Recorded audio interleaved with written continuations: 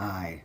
I debated if I should do this or just not, but I'm trying to put myself out there a little more. So, hello. Welcome to the Method Reading channel.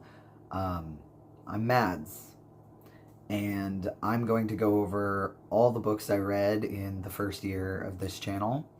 I'm even going to learn how to edit covers of the 3 books that I no longer currently have with me, that I did read this year for the channel. So the first book, of course, is one I don't have, and also it was the second book in a duology called Time to Orbit 2, The Antarctica Conspiracy.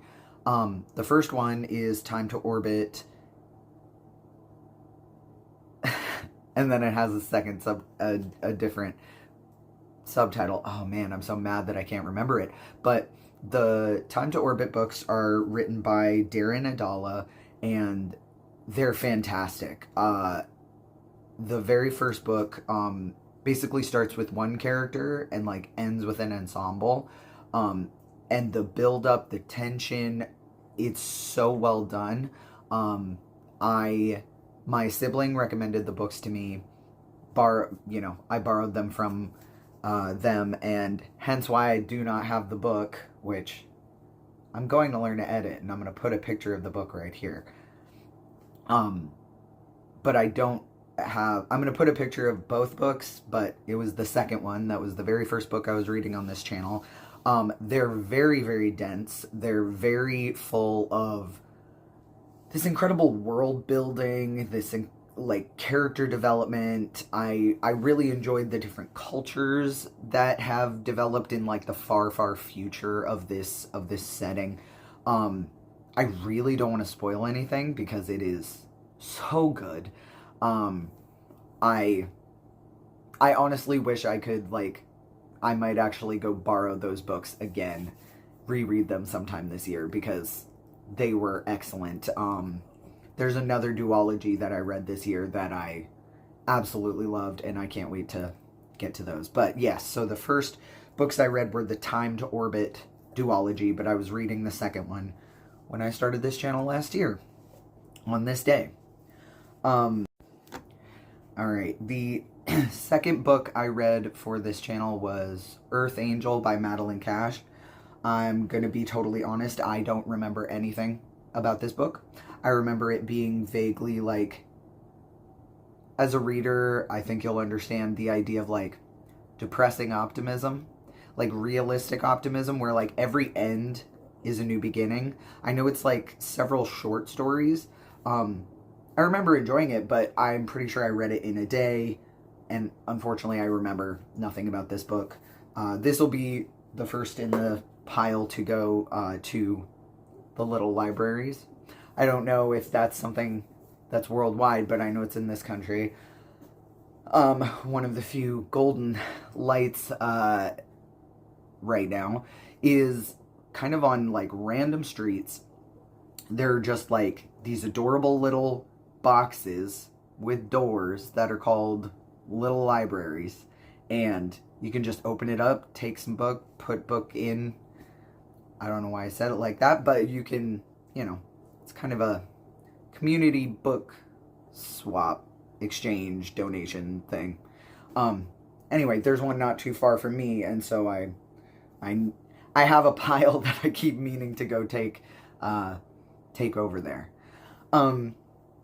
The next book I read for this channel is a book that I have read before. I actually had way back in the day. This is My Brother, Myself by Phil Andros.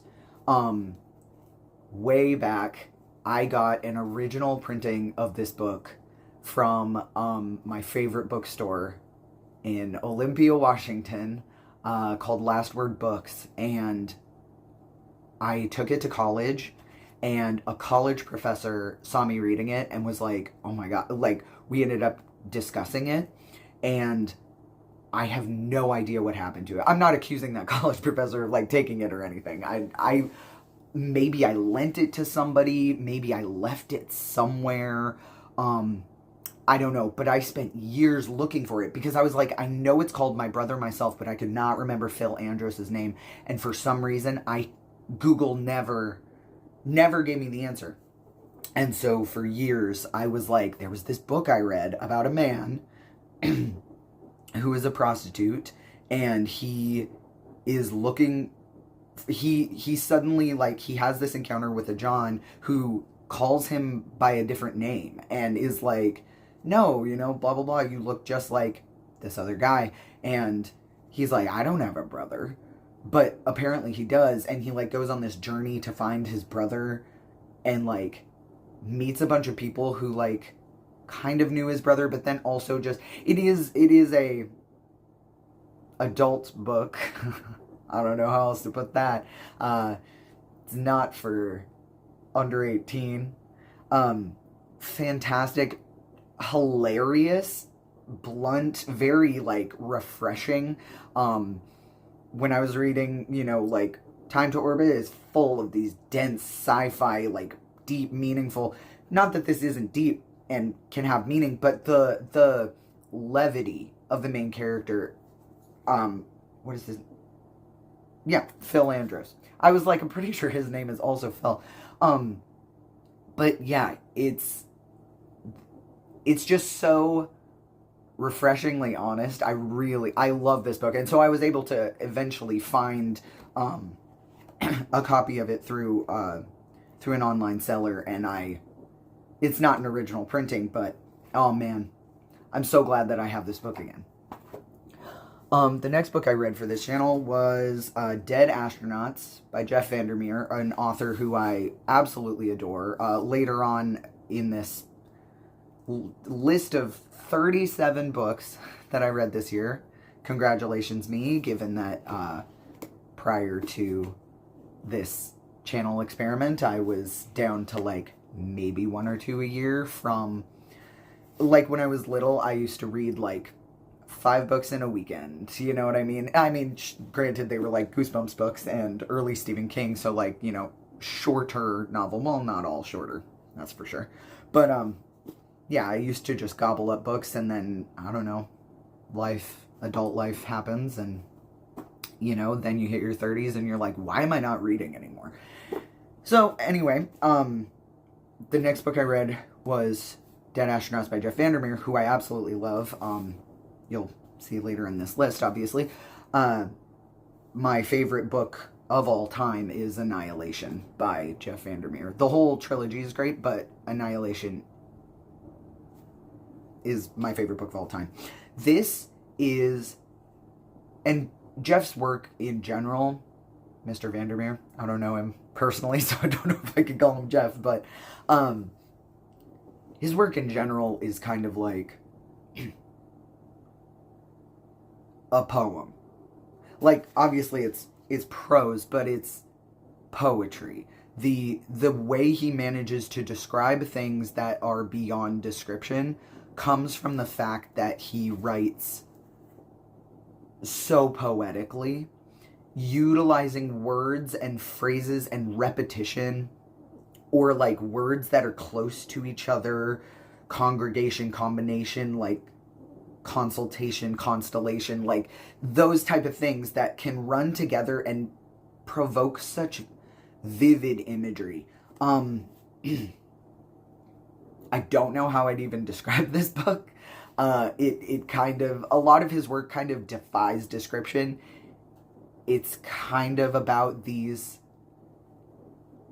astronauts, but it's also set in the far future, but also not too far. You have to read it. You have to read it. That's all I can really say. Next up was another reread for me. Well, I hadn't read Dead Astronauts before, but I had read My Brother, Myself. I have read, this is Rant by Chuck Palahniuk. I've read this before, many years ago. It is my partner's favorite Chuck Palahniuk book. It is about a guy nicknamed Rant, his Buster Rant Casey, and his infamous life. The entire thing is told in interviews with people who knew him over the course of his life. His parents, his friends, teachers, people who hated him, people who like had heard of him and didn't know him personally. And the twist of this book makes you want to, like, as soon as you finish it, you want to like open it back up and reread the whole thing, because when you realize the twist, you're like, wait. It both recontextualizes things and clarifies things in such a way that it demands rereading. And so this is Rant by Chuck Palahniuk. It is excellent. Chuck Palahniuk is, I would almost argue, the opposite of Jeff Vandermeer when it comes to imagery. Chuck Palahniuk is very blunt, very descriptive, very gross, but in a good way. Like, viscerally, he can write such disgusting scenes that are so palpable and real that it's both kind of a celebration and a expose on reality itself. Like, the moments where he describes so in another one of his books called Snuff, there's a description he does near the beginning of the book that lives so palpably in my brain that I can like smell it. And so he manages to use such blunt, specific, direct imagery to, I don't necessarily want to say unsettle, because he can, and he does, and it, in my opinion, is part of his intent to unsettle you, but in such a way that doesn't make you feel detached from things. It's not like a horror scenario where you are distanced from the situation because of something in the situation that is slightly unreal, even though it manages to evoke real emotions. He is so good at basically like taking your face and rubbing your nose in it. It's a skill I want to have. As a writer, I tend to describe things emotionally. Like, even when I'm being specific with my sensory or direct descriptions, I'm doing it with emotion behind the words in a way that, like, I'm trying to evoke feelings towards, settings, characters, etc., that are biased, I guess. Like, me as a writer, I'm biased by what I want you to feel towards certain parts of my narrative or characters or whatever. And I think that Chuck does not give a shit what you think of his characters, of the setting, of the story. He presents it to you so clearly as it is. And there you go. You take it or you don't. And I'm getting a little deeper into Palahniuk because the very last book that I finished yesterday for this year was another Chuck Palahniuk book. So I'm like, I just experienced the thing over again. Anyway, Rant by Chuck Palahniuk. I highly recommend it. If you're new to Chuck Palahniuk, I'd probably point you in the direction of like maybe Invisible Monsters. Oh, so good. I've never really come across a Chuck Palahniuk book I don't like, even if they make my stomach feel weird. But Rant is it is challenging. Not like necessarily like word wise, but I recommend you read it actually in a good like back-to-back sittings. It's not the type of book where you can like read some of it and then put it down for a day or two, because you're gonna want to make sure things are fresh. So when you get to the end, you're like, whoa. Anyway, very, very good. The next book I read for this channel is Unlike Me. I don't usually read nonfiction. Just not my bag.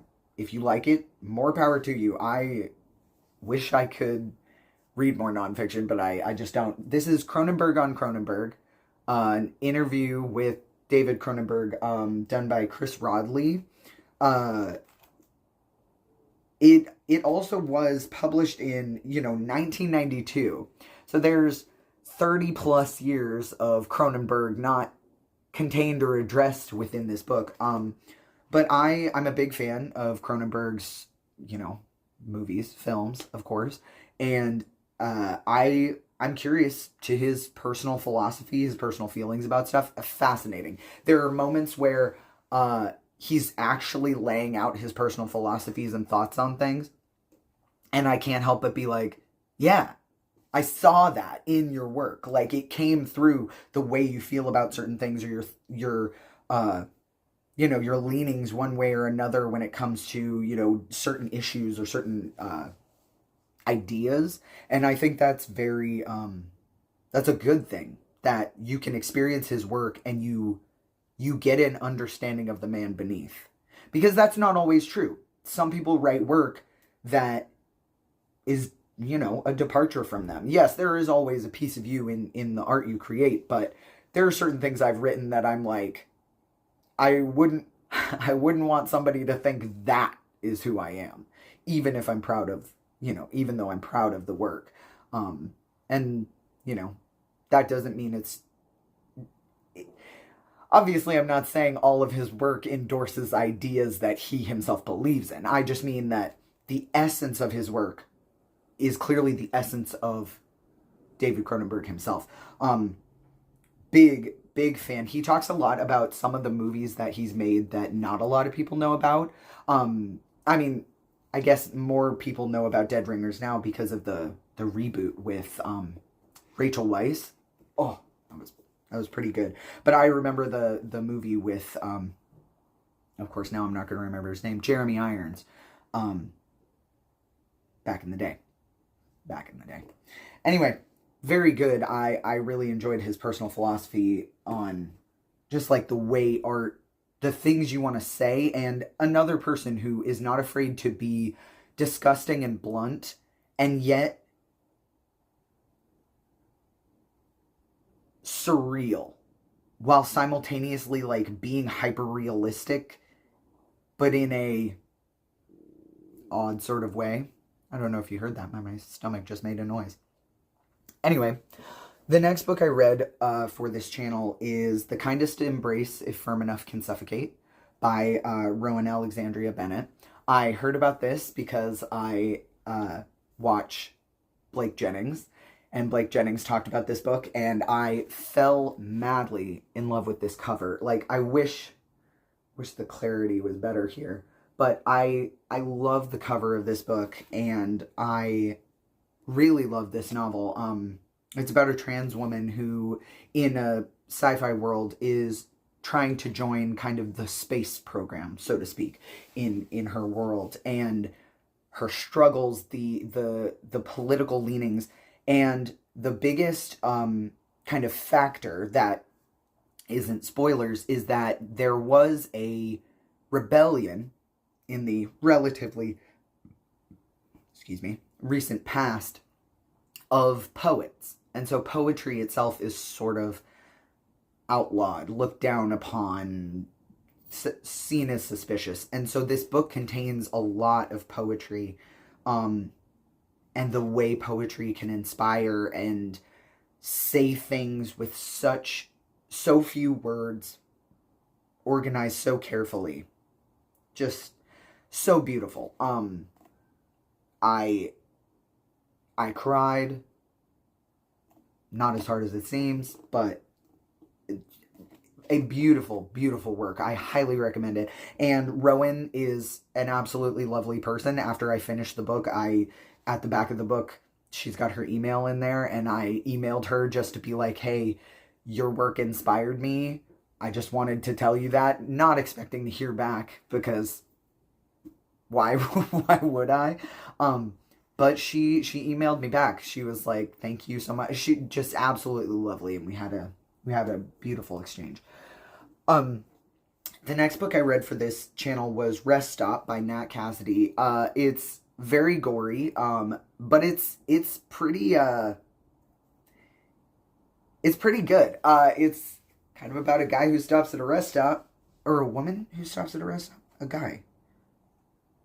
It's been a minute. Obviously, this is last year basically that I read these. But who stops at a rest stop and ends up sort of part of a serial killer's saw trap, I guess. I don't know how to describe it without giving too much away, but also the big arcs of it are really kind of the character, the main character. So it's good. It's pretty short. It's very gory. It's very kind of leans a little into shock, but in a way that actually serves a character arc for the main character. It's not just like gore porn. You know what I mean? So I enjoyed it. Here's this. As you can see, it is missing its cover jacket. I get a lot of used books, not only out of those little libraries I was talking about, but just in general. I try to buy used books, and of course my organized stack of books has now fallen over. We're going to attempt to fix that. Yes? No? Maybe? Alright, well, if you hear something collapse, it's the books falling over again. This is Hummingbird Salamander by Jeff Vandermeer. Is that upside down? No. Another Jeff Vandermeer book, obviously. This one is about a woman, an ordinary woman, it seems, who suddenly gets kind of caught up in a government conspiracy. It's one of those things where I don't want to tell you more because I would want you to read it for yourself. I'm sorry, there's a sticky thing on it, and my nervous hands want to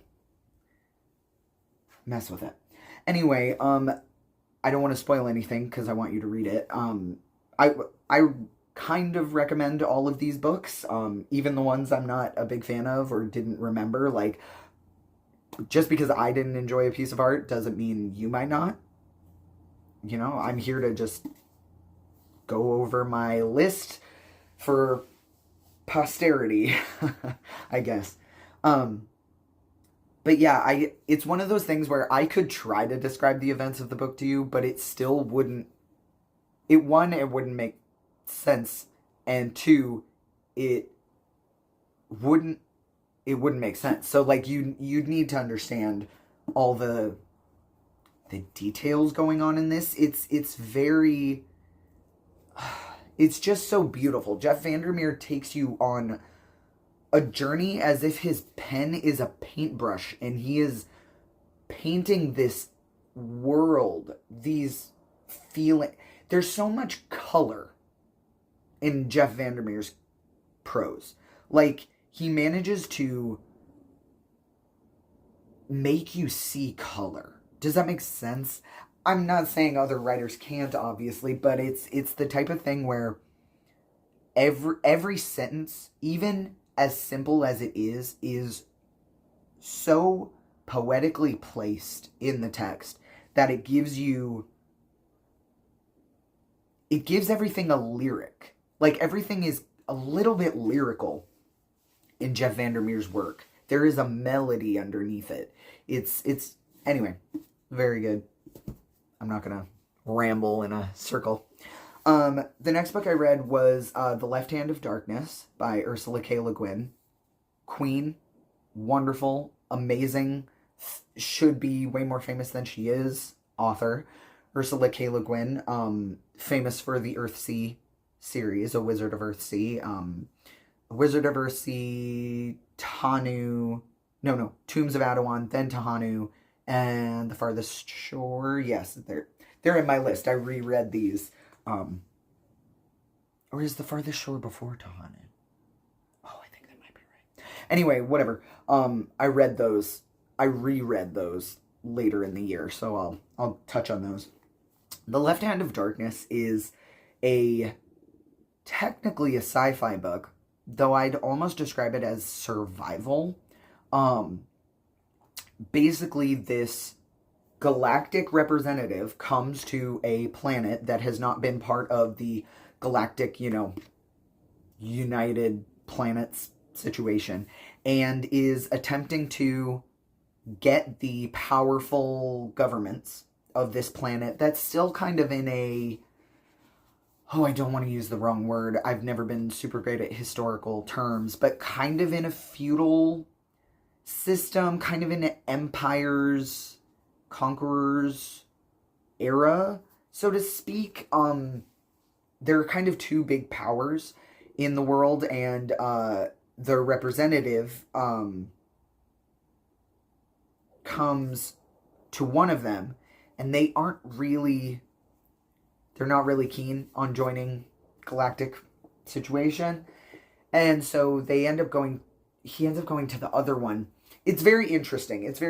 And then one of the things addressed in the story is the people of this planet called Winter. Yes? Winter. Yes.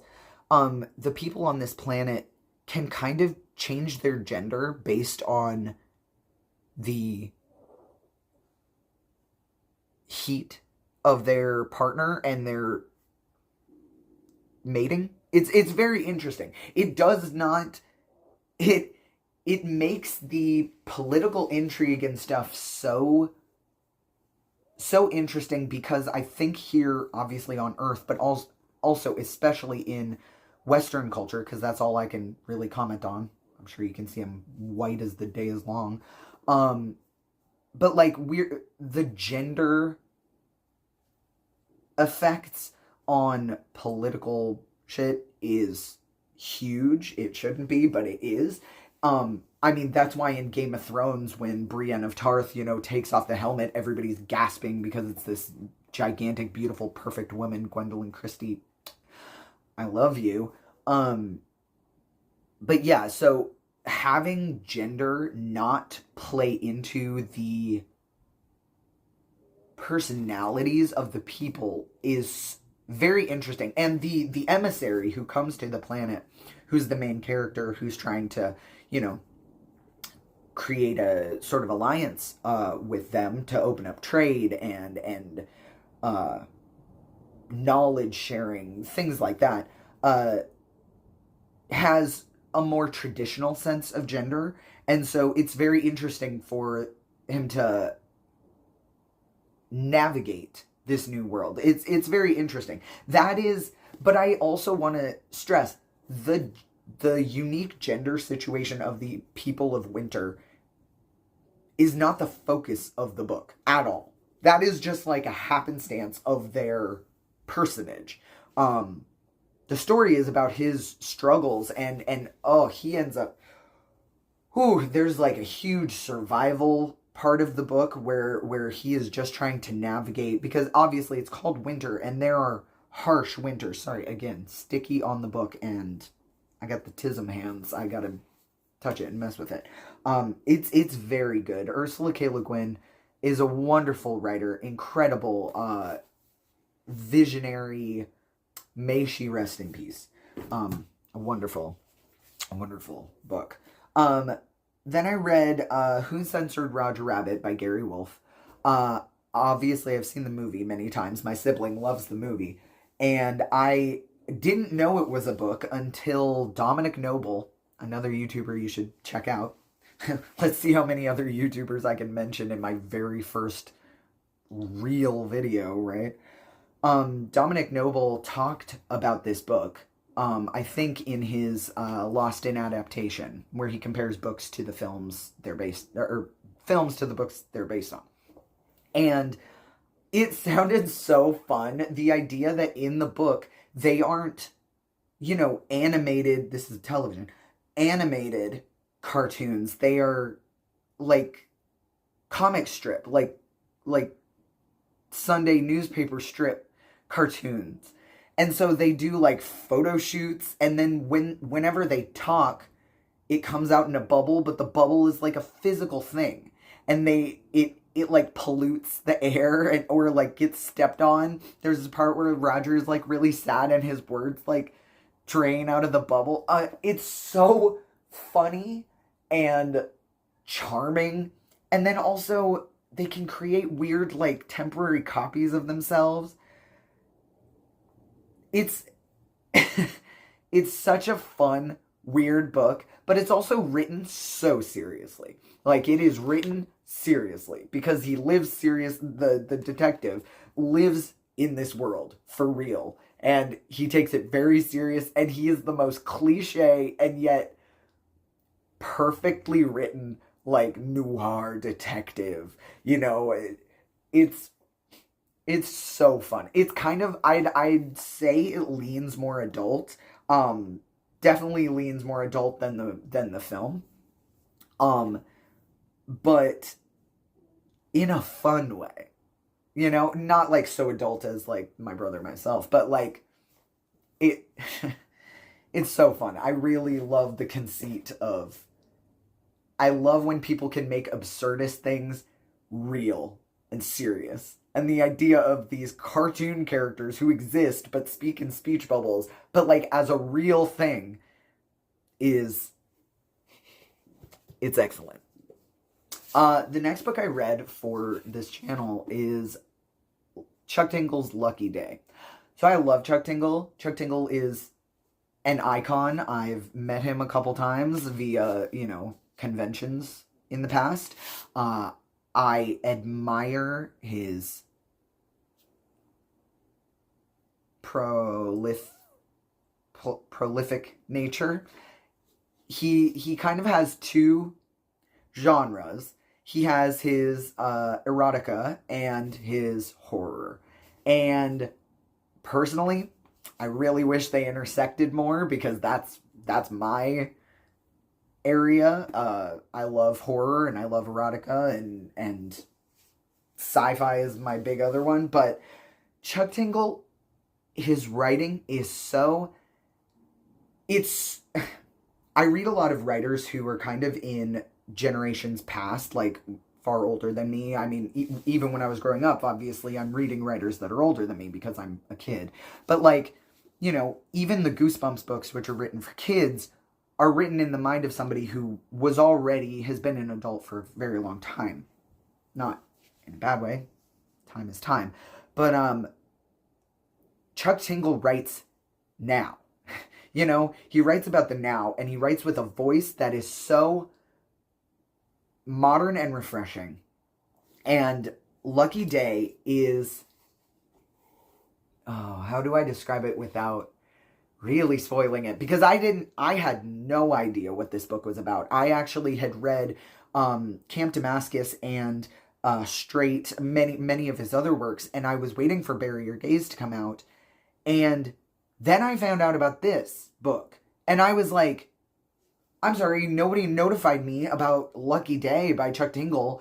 I need it now. And so I had zero idea what it was about. And when I was first reading it, the thing that happens at the very beginning of the book, not knowing about it, I was like, oh, I see. What? It was so much more shocking, and that's kind of the point of it. Basically, and skip ahead a little bit. I don't know how editing really works, so Godspeed. Skip ahead a little bit if you don't want to hear the event that happens in like the very first chapter of the book. But basically, suddenly, all the most outlandish possible things happen.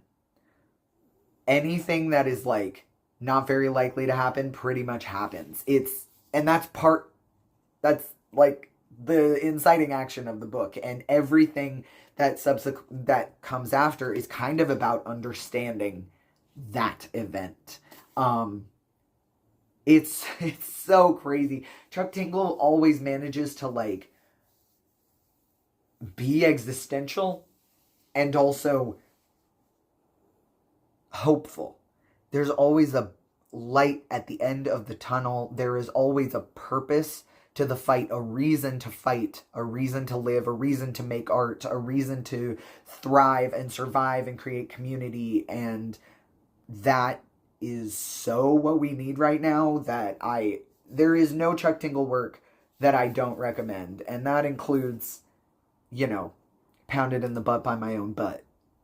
So, Highly, highly recommend Lucky Day by Chuck Tingle. I would argue that it and Bury Your Gaze are neck and neck for my favorite Chuck Tingle book. Straight will always be the one that, like, if I had to pick one, Straight, it scared me in a way I don't know how to express. But Lucky Day and Bury Your Gaze, which is up on the shelf, and I didn't read it during this year. Oh, so I must have read it first. Whatever. The point is it was around that same time that I found out. So, Lucky Day by Chuck Tingle. Highly, highly recommend it. The next book I read was Wheel of the Year, Book 1, The Mabon Feast by C.M. Nascosta. A monster romance book. I read it in a day. Fun. Nothing wrong with it. I'm a big fan of insectoid monsters. I don't know if you can tell, but he's a spider guy. It was good. Sexy. Honestly, kind of wish it was longer and sexier. Which it sounds kind of like a joke in and of itself. Next is, oh god, the book that apparently was holding up all the other books. Jeff Vandermeer's Southern Reach trilogy. So I had read Annihilation a dozen times. I had surgery way back at the end of last year, and as soon as I was out of surgery and I was bedridden for like a month, this is what I wanted to read. Because one, I'd read Annihilation a dozen times, right? I think I just said that. But I had never read Authority and Acceptance, which are the second and third books in the Southern Reach trilogy. And this, obviously, holds all three of them.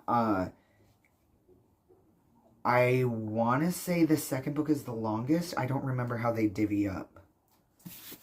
I'd have to... Actually, it might just say in the front of the book. Yes. Authority and Acceptance are close to around the same size. But Annihilation is about 130 pages. I have read Annihilation, like... I actually read Annihilation between some of those books, and I reread it between some of these. I read it in like 4 hours. I'll just sit and read Annihilation. It is my favorite book of all time. I can't even describe it. I'm totally not tearing up just thinking about it. It's so good and effective. And I was worried about reading the sequel and the rest of the trilogy because, I don't know, I've got, mental illness, and I often am afraid of something I love getting ruined by its own creator. When has that happened before? I can't think of any times that that's happened recently. So, it's not that I don't think Jeff Vandermeer's an incredible author. Obviously, I have 2 of his other books already read in this pile. But I just didn't want that story itself to be tainted in any way, like changed or recontextualized. And I would say that each of the Southern Reach trilogy stories goes like that in scope. Like, Annihilation is about that expedition, the 12th expedition, and it is entirely contained in that. And obviously it explores the biologist's life. Nobody has names. It is a masterpiece. It so emotionally deep and yet explored through a character who is not highly emotional herself. It's just beautifully done. Authority and Acceptance expand the scope of your understanding of this world. Your understanding of the world outside of Area X, of the Southern Reach. Honestly, it being called the Southern Reach trilogy is what makes the best, duh. It's mostly about the Southern Reach, what they do, who they are, why they exist, what their purpose is, whether they can fulfill it, what is Area X, what's its purpose, is it going to fulfill it? It's a lot, and it's very good. I literally can't recommend Annihilation enough. And Authority and Acceptance are beautiful continuations of that world, of that story. The movie, I really enjoyed it. It changes a lot. When I look at an adaptation that is very much not the same, well, when I look at any adaptation, what I look at is, does it make me feel the same feelings that I felt reading the book or whatever the original piece of media was? And despite all of its changes, I was very deeply moved by the Annihilation film. The song "The Alien" at the end still, gives me shivers. The music in that movie is so good.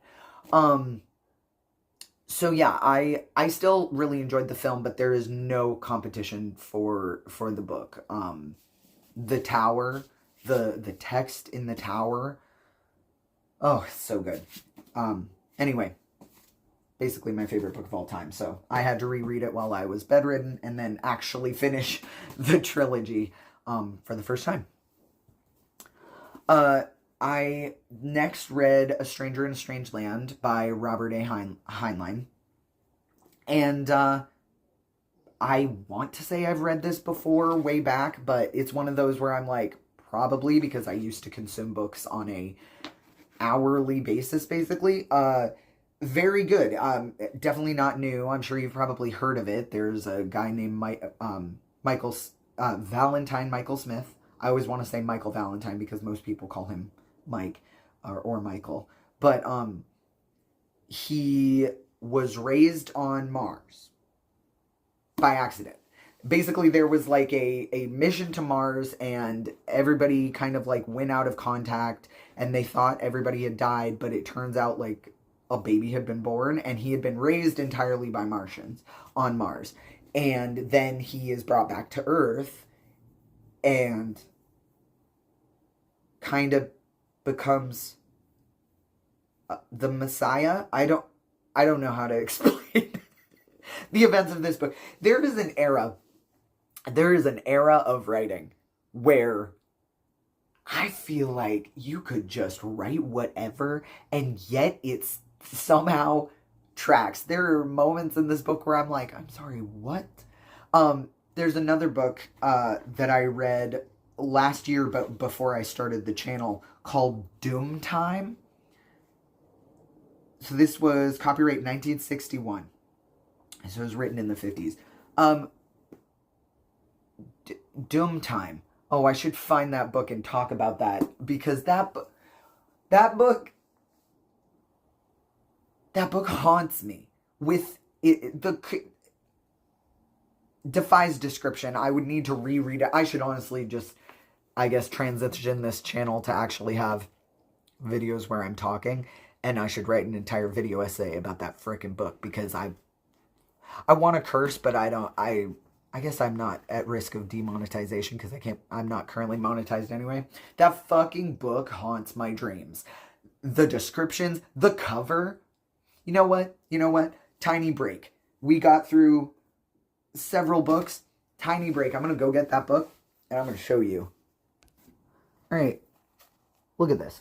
All right. This book I got for free at a convention. There was a thing, it was called like the Sci-Fi Book Exchange, and you could just come in and get a free book. And I picked this because it looked the craziest and the oldest, because I love an old book. I love yellowed pages, that kind of thing. This book is from, oh my god,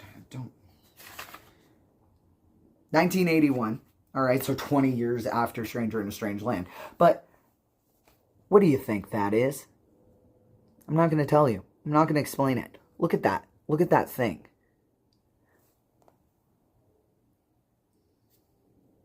Yeah. Anyway, I didn't read this year, but a little break for me to, I guess, hint at the next video I might make where I actually speak. Anyway, next book I did read after Stranger in a Strange Land is Iron Skin by Tina Connolly. It is a kind of a retelling of Cinderella. Is it Cinderella? Oh God, no, Jane Eyre. Yeah, sorry. Romantic fantasy. I'm not always. It's a genre I'm not usually reading. But my mom and I went to the Ashland Mystery Festival, and Tina Connolly was one of the authors who was there. And I hadn't read any of the authors that were there. I went because my mom was a big fan of one of the authors. And first of all, a great event. I had a great time. Ashland, Oregon is gorgeous. But Tina Connolly was really nice. Like we had several conversations because the authors were like among us, and there was like a whole mystery around the town to solve and all these cool events. And anyway, and Iron Skin sounded out of her works the most like something I would enjoy, and I did. I actually thought it was beautifully written. I really enjoyed the characters. So the main character has a sort of a fae curse. Fae as in, you know, fairies of lore. It's very good. I enjoyed it. Very beautifully written, and Tina Connolly is a lovely, wonderful person. So, I do recommend it, especially if you want like a magical retelling of Jane Eyre. Jane Eyre, whatever. I really enjoyed it. She's haunted by herself in such a way. It's so good. I actually was surprised at how much I enjoyed it. The next book I read, oh my god, this book, The Fifth Gender by G.L. Carriger. I wish this book was like this thick. I loved every minute of this book. I wish it was longer. I would love more books in this like series. I need to look up this author and look at the other things they've written. I loved this book. It's about an alien, so it's set on a space station, and it's about this alien who their species has 5 genders, and they reproduce in these unique ways. They have like this tactile tentacle hair. There is smut in this book. Be aware, gay smut abounds. I'm dropping it. I got so excited. But wonderfully written. I had such a fun time with the characters. It's about that alien and one of the security officers who's on the space station. And there ends up being like a murder on a spaceship of the alien's species. And they are kind of called to like help solve it. It's so good, and I really enjoyed. I love one of my favorite things of all time when it comes to fiction, and one of the reasons I absolutely love sci-fi is I love fictional cultures. I mean, I love real cultures like anthropology, studies of cultures and the different way we do things, even though we're all human. Or we're all, you know, sapient, sentient life forms in this same universe. I love those things. And so getting to know this species was so interesting. It was so well thought out. And the sort of social hierarchy and behaviors, the affection behaviors, and the social norms of this alien culture. I mean, that's I love that. In my opinion, not trying to start any fights. I love Star Wars. It's crazy how they only made 8 movies though. Sorry, I'm starting fights over here for sure. The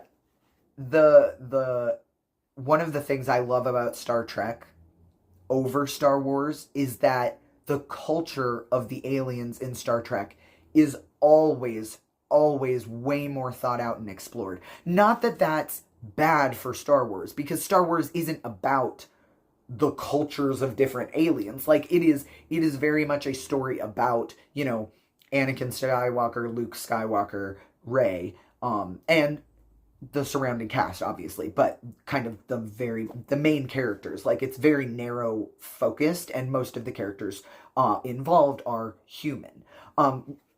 That's not good or bad. Like, it's just normal. It's like that the story isn't about the culture of the Wookiees. You know, the story isn't about what Togrunta's mating rituals are like. Like, those things are relevant. Whereas in Star Trek, the whole story is about exploring galaxies and contacting other, you know, making first contact and things like that. So having those explored in Star Trek makes way more sense than it would to try and explore those things in Star Wars. But me personally, I really love fictional cultures. That's, you know, that's what draws me to certain video games more than others. That's why I replay Mass Effect and Mass Effect Andromeda fight me all the time, because I love those fictional cultures. I love feeling like, oh, I could explore this alien world, and they have these unique cultural traditions and rituals and social behaviors, and but also they are things that we could learn to understand. You know, if we can learn to understand an alien culture, we can learn to understand each other as humans. Anyway, The Fifth Gender, I loved this book. This is one of those I'm going to put on my pile sideways so that I remember to look up the author. Actually, I'm going to put it in this pile, which is the super special pile. And the next book I read for this channel was Nervous System by Lena Marone. I'm sorry. It was translated from Spanish. It is another very poetic book. The prose is written in these kind of separated paragraphs with such beautiful descriptions. Very emotionally taxing. It took me some time to read it. After The Fifth Gender, this was like as far a departure as I could get. It's about, I want to say she's an astrophysicist. Yes. And her father is dying of cancer. And it's about her life, but she is also kind of experiencing a spiral. It's very beautiful. It's very heavy. And it's very real, like based in reality. She's so intelligent, the main character. I did really enjoy this book. Yeah, Nervous System. The next book I read is another book that I do not have anymore, so I will have to put a picture of it here. We'll see how that works out. But it's called Baby Drag Queen by C.A. Tanaka. And it was cute. I'm also pretty sure I read it in like a day or two. It's about a young guy who kind of comes into his own, you know, he knows he's gay. He's kind of learning to accept himself, and he goes to like a drag club at some point and really kind of falls in love with the confidence of the drag queens, and then wants to be in like a drag queen competition, I want to say, near the end, or just like a performance. It's very good. I highly recommend it. It's very cute. The next book I read was not very cute, and was not adorable, and was not sweet and charming. This is Haunted by Chuck Palahniuk. You can't tell, but the cover glows in the dark, which I only found out while I was reading it because I leave the book I'm reading out on the table overnight, and I came in the morning when it was nice and dark, and there's just this horrified face glowing out of the book cover. this book is about like a dozen, 24, something like that. Like 24 people who were kind of kidnapped on a writer's retreat, or an artist's retreat, I should say. And you get to learn all their nasty, nasty, terrible, horrific backstories. And why they go crazy in the ways that they do. It's the simplest way I can put it. I'm not going to describe it any further, because if I ever do want to get monetized, this is another Chuck Palahniuk book. I didn't say that. Haunted by Chuck Palahniuk. Oh, well, maybe I did. Just read it if you want to know. If you want to know, read it, because I can't tell you. The next book I read was Hold Evermore, Our Common Waking Dream, which is the sequel to The Kindest Embrace, If Firm Enough Can Suffocate, Rowan Alexandria Bennett. Another gorgeous cover, set after the events of the first book. No duh. That's how a fucking sequel works. There's more poetry in this one, including one that I want to get a couple lines of it tattooed on me. And when I have the money for that, it's going to happen. I even told Rowan after I read this. Actually, I emailed Rowan after I read this book, not the other one. I emailed her after I read this one because it inspired me to write a poem too. And I sent the poem to her. She was absolutely lovely, wonderful human being. I even told her, I was like, hey, would it be okay if eventually I got the certain lines from a specific poem tattooed on me? It's a continuation in that same world, but the main character is a character who's kind of dealing with the fallout of the events from the first book. So she's dealing with some shit. It's absolutely beautiful. I really, again, when I have the money, Rowan Alexandria Bennett has another book, Under Tokyo Umbrellas, something like that, I want to say is the title, and I want to read that next.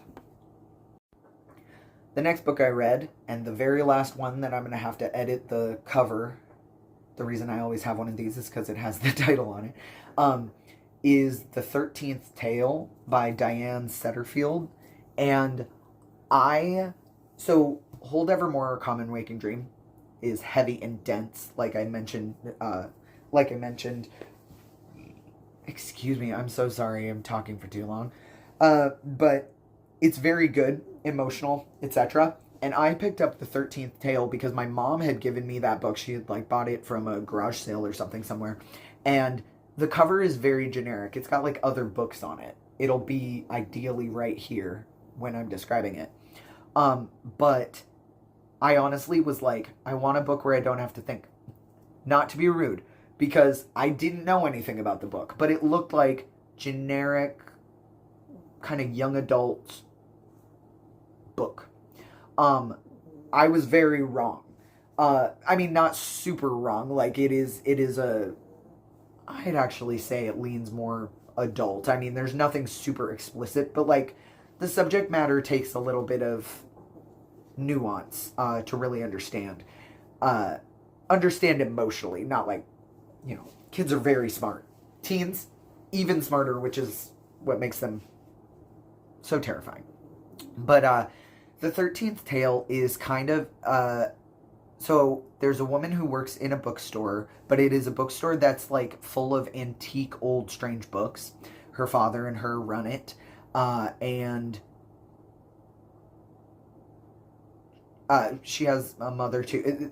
These relationships all end up being kind of important. Obviously, I'm not going to go deep into the story, because I still have a dozen books to talk about. Actually, 20 books. I'm not good at hurriedly counting, but she gets a message is called by this author via, like, gets a letter from an author who asks her to come write her, like, autobiography. Because she's done a few, or come write her biography, because she's done a few biographies in the past, the main character has. And this particular author is very famous for having written 12 books and the missing 13th tale. Like, people have, it's like a legend. And it ends up being about that author's life and all the things that she went through growing up in, like, the incredible house she had grown up in. And, oh, it was so good. I actually read it so fast. It's very thick. It's a very thick book, and I ended up reading it in, like, 3 or 4 days because I was just like, I can't put this down. It was so much more compelling than I thought it would be. And then I found out there was a film that stars, oh, what's her face from The Night Manager, as the young author, or as the young kind of bookstore biographer person. Anyway, it's very British. I mean it is British. The author, I assume, is British. If not, I'd be shocked because it's quite British. But it is so good, so compelling. I didn't think it would be good. I mean, I didn't think it would be bad. I just was like, I want something generic, and this has been on my shelf for like a decade. 5-6 years maybe. I just want to read something. And I couldn't decide what to read, so I just went for it. And the only reason I don't have it with me is because I lent it to my mom, and I was like, you have to read this because she would love it. It's so compelling. It's so good. So I highly, highly recommend that if you want this, like, British drama mystery set at the end. It's so good. I don't want to spoil anything. It's so cool, all the little pieces and how all the events of her history play into the way things are playing out now, and the way that the main character kind of gets, I don't want to say obsessed, but kind of like compelled to find out the answers. It's very good. The next book I read for this channel is Alchemized by Senlin Yu. And I understand now, like, a lot of the history of this book. But I will say, when I read it, I did not know, like, the origins of it. And you can't tell. You can't tell. My mom had bought it for herself, thinking she would read it. Personally, after reading the inside jacket, I don't know why she thought she would read it. It is not her bag, but it is definitely mine. I love horror, some drama, give me a little creepy magic system. I was so drawn into it. There are kind of 3 parts to the book. There's, like, the present after the war. There's the before the war, before/during, and then the after the event that triggers at the end of the first part, and all the way to the end. It's so good. I really liked the magic system. So the magic system in Alchemized, as you might have been able to guess, is about, like, kind of metal. Well, metallurgy is a real thing, but, like, metal. It's based on metal and elements and being able to control and warp them. It's so good. So if you're wondering, if you happen to not know, it was originally a Dramione, I guess is how you pronounce it, a Draco and Hermione fanfiction, blah, blah, blah. I do not care. I don't think fanfiction is a lesser art form. I think fanfiction is legit. I think if you write 100,000 words of a fanfic, you are a writer. I don't care what other people think. Just because you're working in a universe that you didn't pluck from whole cloth. I'm sorry, nobody's writing in a universe you fully plucked from whole cloth, because everything is based on everything. Dante wrote frickin' Bible fanfiction. Like, we are all building on each other's work. Yes, do I believe that you should have ownership over your own ideas and your own universe. Yes, but that doesn't mean fan fiction isn't legitimate. Yes, do I write fan fiction sometimes? Yeah. But I also read original works. But those original works are inspired by ideas I get from ingesting other media, just like most people. So, anyway, Alchemized, incredible. Again, I would never have guessed this started as a Draco Hermione fanfic. She's smart, he's rich. Those are not qualities that are exclusive to Draco Malfoy and Hermione Granger. And then also fuck J.K. Rowling. So, that's part of why I think Senlin Yu doesn't appreciate being reminded of its origins. Personally, I don't know. But when I passed by the table at the convention after having read it, I had said oh, I had no idea that it was originally a fan fiction, and there was definitely a sense of oh no. So, that's fine. Distance your work from that transphobic bigot. So, but this book is incredibly compelling. It does contain a lot of trigger warning worthy things. It's fascinating. I really enjoyed the depth of the magic system, but also the world building, the way that these countries are kind of set up, these internal factions, the way the magic works, and the way that science is used in conjunction with the magic, because the magic itself is based off of elements, being able to control the metallic elements, and then her unique ability. It's very compelling. It's very well written. I was shocked. I was very impressed. A very good fucking book. Oh god, books are falling over again. The next book I read was No One Taught Me How to Be a Man by Shannon T.L. Kearns, who is a trans man who talks about his experiences with masculinity and kind of his relationship with masculinity. He is also I want to say an ordained minister, but I could be wrong with the terminology. Might be a pastor, might be a father, with the collar. I don't know for sure, but it was good. I will say personally, it didn't teach me anything new, but I really liked the perspective, and I love the cover with the kind of cutout, and such an interesting perspective of certain lessons that, what is masculinity to someone who was not raised to have it, so to speak. Because, there's a lot of conversation about gender and perspective that I think people could utilize. Anyway, after another nonfiction, and the only other nonfiction on this list, I reread, this is 4 books, obviously. I reread Ursula K. Le Guin's Earthsea series. I know that there are other books in the Earthsea series, but the only book I hadn't read, this is the one, right? The 3rd book. Okay, yeah, so I was right. Farthest Shore comes before Tahanu.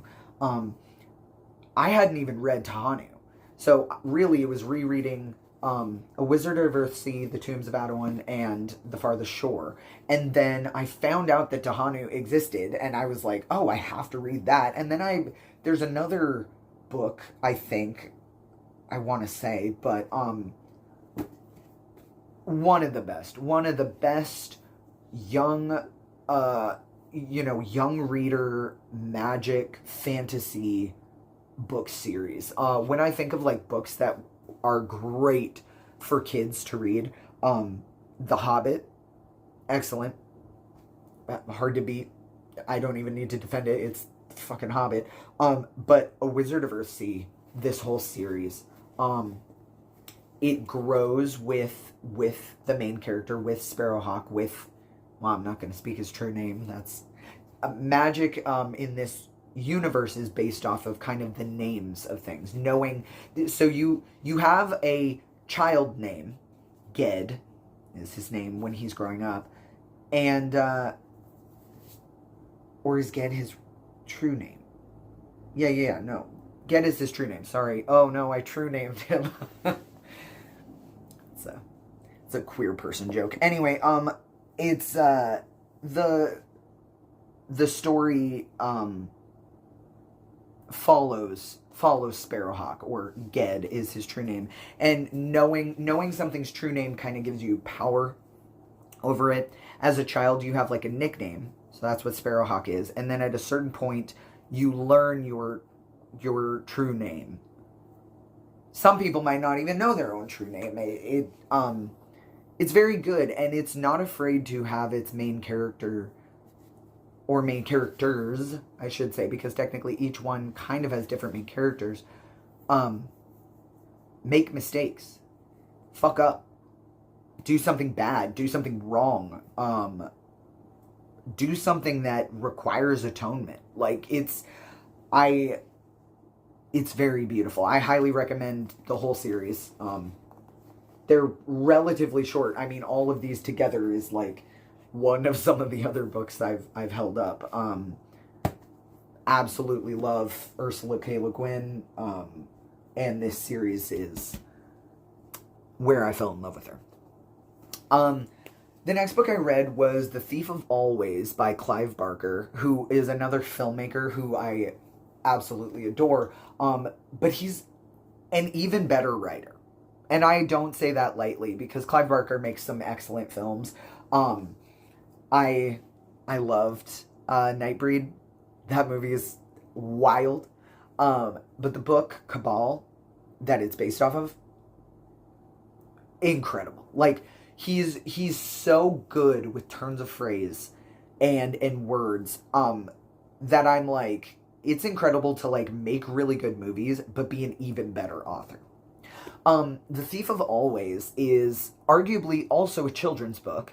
I didn't expect it to be a children's book. I knew the main character was a child, but that doesn't always mean it's a children's book. I wouldn't recommend it to, well, I guess kids who are about as old as the kid in the book, even though I did read that book the first time when I was that age. I don't necessarily recommend it. I'm not even saying it was a great idea that I read it then, but we see how I turned out. The Thief of Always is about a boy who, he just kind of goes out walking one day. He's kind of dissatisfied with his young life, as a child is wont to be. And he kind of gets, enticed into a fantasy world. It's very good. I really enjoyed it. Obviously not the same, but like in the same vein as like Coraline vibes. I really liked it. I read it really fast. I think I read it over like 2 days, while I was trying to like also go to like a Comic-Con. I think I was reading this in March. So good. I really enjoyed it. He's an excellent writer, and he's got a good, every chapter, ends with like, oh no, I'm thinking of, but he's very compelling. Clive Barker is an excellent author. This is a book that I would still recommend to kids, even though Clive Barker can be kind of scary. This is not Hellraiser. This is not Nightbreed or Cabal. Like, this is a kid's book, and it's very good. It's a scary kid's book, like better than Goosebumps, and that's saying this is a guy who was raised on Goosebumps. So, the next book I read was They Could Be Saviors by Diana Colleen. I actually met Diana Colleen at a convention because she was wearing a shirt with this image on it, and I really liked it. And it was like, ask me about my book. And so I asked, and they told me about it, and I ended up buying it later because it sounded really interesting. There's sort of this group of, could have taken a drink any time earlier in this video, but I guess not. There's a group of how do we want to word it? I guess it's not really described, but there's this group of women who abduct several billionaires, essentially, to try and convince them to save the world. And I fell in love with that premise. I really liked most of the book. And then there's a certain event that happens, and it changes everything so quickly, and I will admit I was very disappointed. But that's me. Again, I can only state my biased opinion. I loved the concept, and I actually really enjoyed the kind of slow burn that was coming, and I kind of knew that something big would have to happen, or else maybe it was going to end on a cliffhanger. But I personally didn't really like it. I'm not going to spoil it because, again, it's worth reading. Even if I didn't super love it, doesn't make it not worth reading. I think every book is worth reading, even the bad ones. Not that this is a bad book. It's well written. I liked the personality of the characters. I really liked the relationships between the women, between the people who did the abducting, and the development of the different billionaires. Like the way they react to their captivity, their drug trips. It's a hell of a book. I really liked the concept. It personally, I would have ended it differently. Like I would have gone a completely different direction. But just because I had a different vision doesn't make the original vision not valid, right? The next book that I read for this channel, sorry, my voice is slowly traveling up into my nose. I probably need to take another Dayquil. The next book I read for this channel is Sundial by Catriona Ward. I went to a panel at a convention in March, and she was just, there was something about her answers. I hadn't heard of her. I hadn't heard of actually any of the authors on the panel until that moment, and all of them were very interesting. There's another author on this list, frickin' Stephen Graham Jones. He told the story at that band. Oh, I'll get to it. Anyway, but Catriona Ward, something about her answers, something about the things she was saying just struck me in such a way where I was like, I need to read your works. Like I need to know your works. And this book did not disappoint. As somebody who struggles with violence against animals in books, this book had my heart racing. It's not that there's like a bunch of gratuitous animal violence, but dogs are a huge part of this book. But it's also about siblings and sisters and families and sociopathy and taking accountability, being responsible for the things that you've done, and ooh, does it get tense and scary. And motherhood. Oh, motherhood is a big part of this, like raising someone, being there for them, supporting them, taking care of them, even if that also means taking certain measures in order to protect them from themselves, from the world, from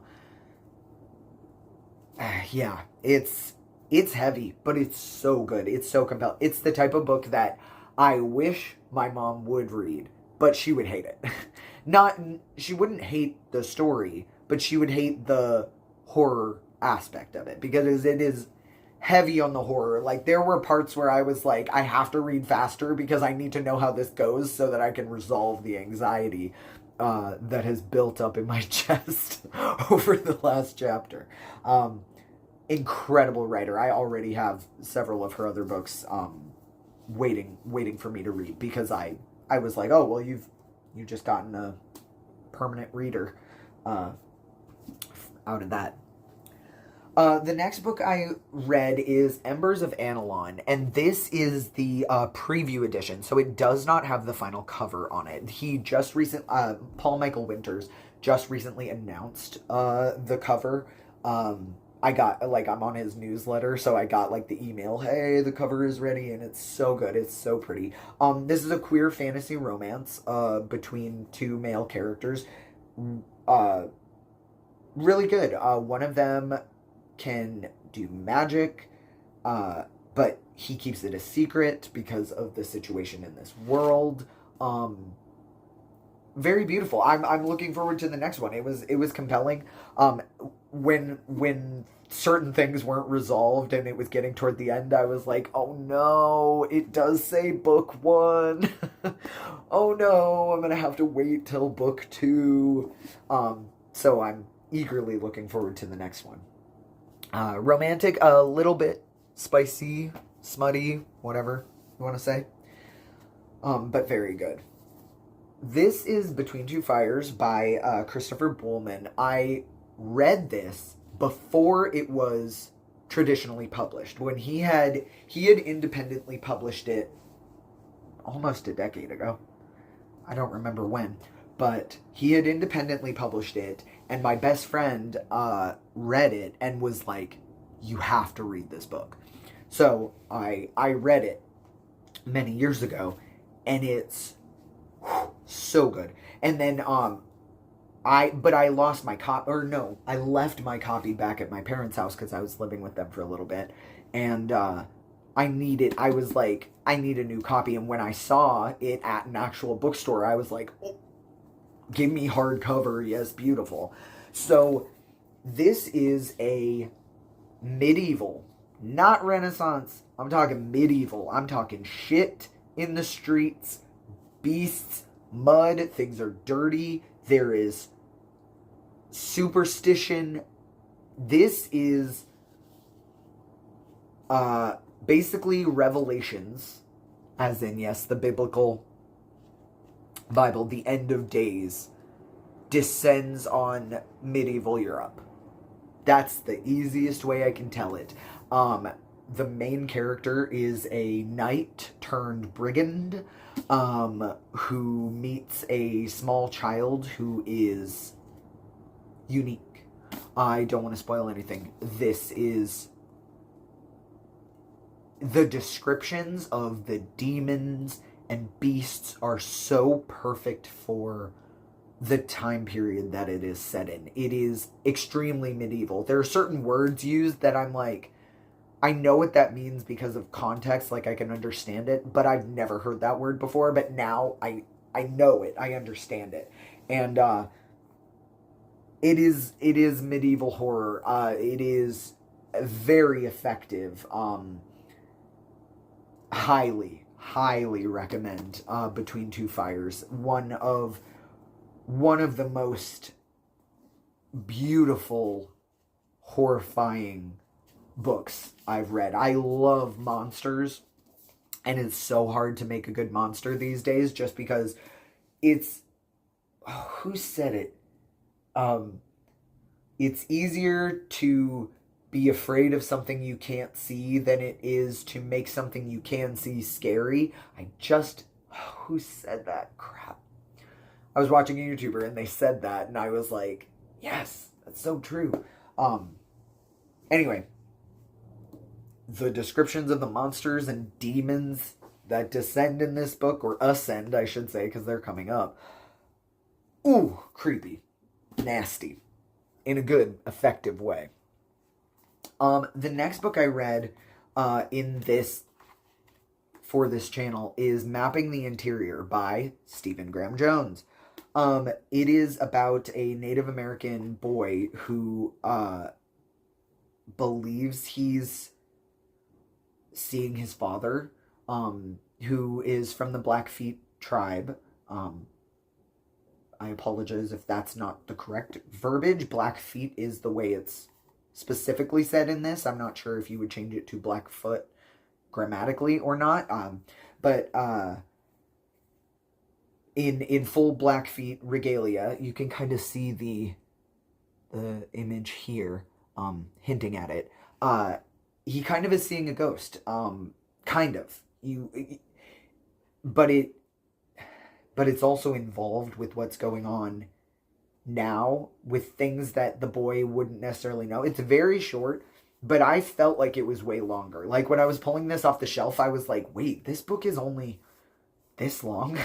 I thought it takes you on a journey. It's very good. And I happen to have I bought a used copy, so somebody had taken a bunch of notes in it. And it makes me curious what they were noting. Like, I'm like, I want to know what paper you had to write or what class this was for, because the notes are very, very interesting. So, Mapping the Interior, it's a beautiful story. I have other books by Stephen Graham Jones that I would love to read next. I do recommend that as well. The Macabre by Kosako Jackson was the next book I read. My partner bought this for me. I had a Barnes & Noble gift card that I had for fuck knows how long. And my partner, for some reason, had to go to Barnes & Noble. I don't remember, maybe buying a gift for someone. And I was like, hey, take this gift card, use it on your purchase, and if you have anything left over, buy me something that looks good. I trust you. He knows me very well. And so he bought The Macabre, and it's kind of about these haunted paintings. That's the easiest way I can say it without, again, spoiling anything. Because when I found out that it was a little more fantasy than I expected, I was delighted. It is a horror story. It's about a young painter whose mother recently passed, and he kind of gets caught up in a kind of a conspiracy, kind of a government.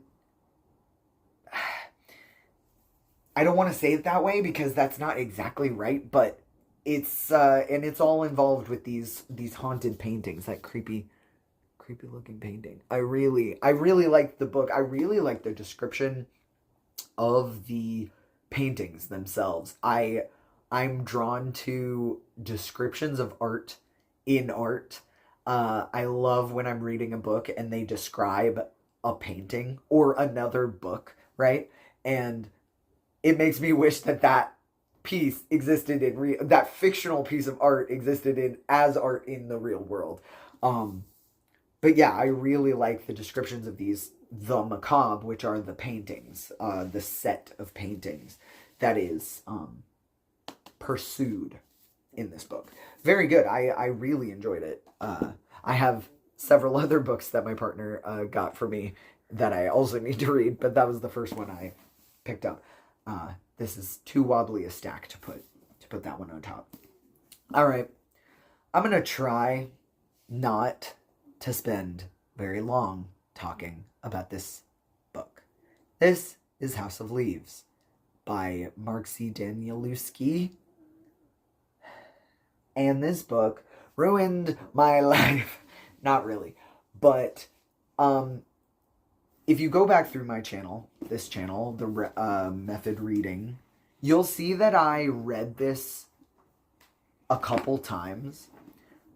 Or tried to, I should say. I read the first maybe 75 pages over the course of like 5 months. Because this book, I needed to understand that this book ends like right here. And this is all exhibits and appendixes, because this book is written like a research paper, but also like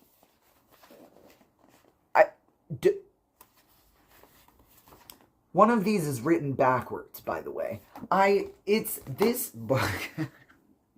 House of Leaves is at its very barest, if I had to avoid giving any sort of spoilers or whatever. Though I will say, if I told you everything that happened in this book, it wouldn't be a spoiler, because reading the book itself is part of the meta. The way the book is literally written in a way where you are experiencing the book yourself. Like, Like, I don't even know how to... I don't even know how to explain it. But at its very barest, the crux of the book is a research paper written by a man who recently died about a documentary he saw. So he's writing a research paper about a documentary called The Navidson Record, which is about a man's strange house. I can't elaborate, or we'll be here literally for hours. The amount of time that I've spent talking already, I know I've only got one book left, so I know I've been talking for at least 2 hours. I could spend days. I want to write a paper about this book's paper. I read it twice, and the first time I read it, I forced myself to take notes. I wrote down interesting lines. I started taking notes of every time the word house appeared because I noticed it was written in blue. And I thought, oh, that's special. And then it's like literally a part of the book. Of course, later I found out that it's just one of the editions of the book. Don't even get me started. This book is... When I have called other books like masterpieces, I mean it with a lowercase m because of my heart and my soul and the way it connects to those works, like Annihilation. That is an symphony, a masterwork, a beautiful thing that it lives in my soul. This, when I say House of Leaves is a masterwork, I mean it with a capital M, that this is written in such a way that requires so much effort, and so much intelligence, and so much detail, and planning, and understanding, and I mean it with a capital M. Like, if I was going to be like, I have to pick a book that expresses the height of human creativity in a way that is also inherent to our current modern society, this. Because for this to exist, you have to understand the concept of a research paper. But you also have to understand the concept of a documentary. And you also have to understand the concept of a footnote. And also, there are so many literary references, and it is dense. And it really did make my apartment feel weird because all the measurements seemed off. There was a part where I had to I had to get rid of the AC unit, and then we put the AC unit back, and everything felt weird. All the measurements I'm like, the rooms are too small now. Everything feels weird. House of Leaves it bends your brain. The book itself is a labyrinth. The book itself is written in such a way that makes you read it the way the characters in the book are experiencing the story. That sounds crazy, but I mean it. There's the thing is I don't even know what it would count as a spoiler, because I could try to tell you everything that happens in it. I could actually tell you everything that happens in it, and you'd still not know. You'd still not know. You'd still not understand. Not because you're not smart enough, but because you haven't read it. You know what I mean? Like, this is... It's an experience. And then I read it over a second time, and I wasn't allowed to take notes. I was only allowed to highlight certain things in red, because I have a 2-color edition, so just black and blue. But there are versions that are just black and red, and the parts that are red are specific, so I was highlighting all those in red. So now I kind of have a 3-color version that I made myself.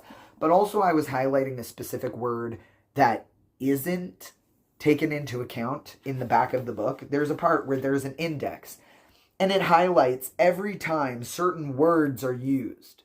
Like the word something. appears, blah, blah, blah. The word with appears on all of those pages. Like, but there's a certain word that I thought would be in the index and it wasn't there. And I was like, I'm going to highlight that word personally because that word is what jumped out at me every time. Not going to tell you what it is because it's for me specifically. But yeah, I rode this book hard and put it down dry, I guess. I don't know. Saying I put it down wet would not emphasize the amount of wringing out of my soul that the book did to me. So it rode me hard and put me down dry as bones, I guess. I don't know. I'm going to stop talking about that book. I already talked about it longer than I meant to. All right. And then the last book I read this year was Choke by Chuck Palahniuk. Another Chuck Palahniuk book because apparently it was a Chuck Palahniuk-ish year. This book is about a guy who is a sex addict, and he works at Colonial Williamsburg, so he's often dressed like a pilgrim, I guess, kind of like a colonist. And also his mother is dying, and he's trying to make money to make sure that she lives, obviously, because she's very elderly and in a care home. And he does this by going to restaurants and choking, pretending to choke. Well, he really is choking. I would argue he really does choke. Pretending to choke on food so that people will save his life and then take pity on him and kind of send him money and take care of him. Like with any Chuck Palahniuk book, I could go on, but the book... the things that happen in the book, incredible. There's a whole arc about Jesus. Choke by Chuck Palahniuk. I actually really love the cover. I actually wish that there was less text. I kind of wish it was like Choke, Chuck Palahniuk, nothing else. But I love that cover. Chuck Palahniuk, man. All right, so... those are the 37 books that I read on my channel. Technically, I will say between some of these books, I read other things. Like I said, I reread Annihilation several times over the course of this year. There was like one or two Goosebumps books in there that I read at certain points. But those are... no. It's like snacks. It's like chips. I didn't record myself, so they're not on the channel. 37's pretty solid. That's 3 books a month, which is saying something, given I was reading like 1 or 2 books a year prior to, maybe even less in some of my bad years. So, yeah, here's to more next year, or at least as many pages. I've already got a big shelf full of books I need to read. And you know what? I think I will... even though I had a book set out to be the next book I read, I think I'm going to reread this. This is going to be my first book of this coming year, starting tomorrow. It's such a trip. It's one of those books I don't even know where to begin explaining because it's a book that just starts and just goes. And you're like, what? Wait, what? And then slowly you understand. Anyway. I hope you enjoy this video. The 1 or 2 of you that will watch it. Thank you for letting me ramble at you. Thank you for following my channel. I do it just for me, so the fact that anybody is interested in that fascinates me, and I am humbled by any amount of attention you choose to give me. Here's to another year of me silently reading in front of a camera, and then next year we'll have a whole nother discussion. So have a great year. I hope everything gets better for you in your personal life, and I hope everything gets better for us in the world. Take care of yourselves and take care of your community, and be a good person, and keep reading, I guess. I didn't plan on ever being a YouTuber, so I never thought of like a proper sign off. So I'll just say, you know, see you later until next time.